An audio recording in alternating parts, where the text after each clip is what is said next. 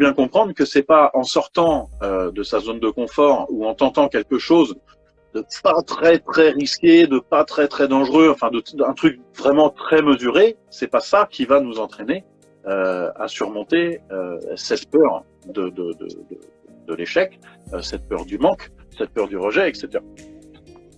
En effet, il va falloir un peu plus se pousser, un peu plus se sortir, un peu plus expérimenter des choses qui vous effraient, que vous n'avez pas l'habitude de faire. Alors, en effet, on peut commencer tout simplement par modifier ses habitudes.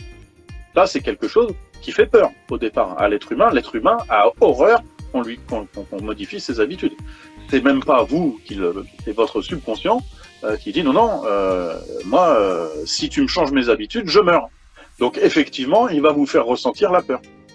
Il va vous faire ressentir l'angoisse, il va vous faire procrastiner au maximum, pourvu que vous ne changiez pas vos habitudes.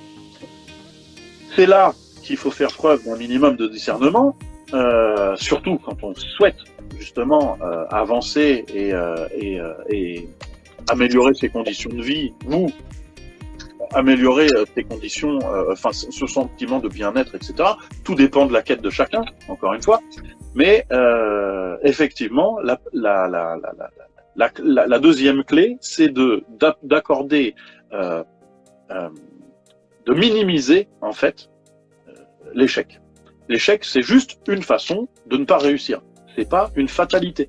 Il faut bien comprendre ça. L'échec fait partie de toute réussite. On ne peut pas réussir si on n'échoue pas avant. Ça n'existe pas. Ceux qui vous disent, ou les trucs qu'on peut voir sur Internet un peu partout, en disant « ouais, moi j'ai une solution miracle pour réussir à tous les coups », stop. Ça, c'est pas possible. C'est pas possible. Il va falloir, d'une part, et même ceux qui s'orientent vers des formations qui les poussent.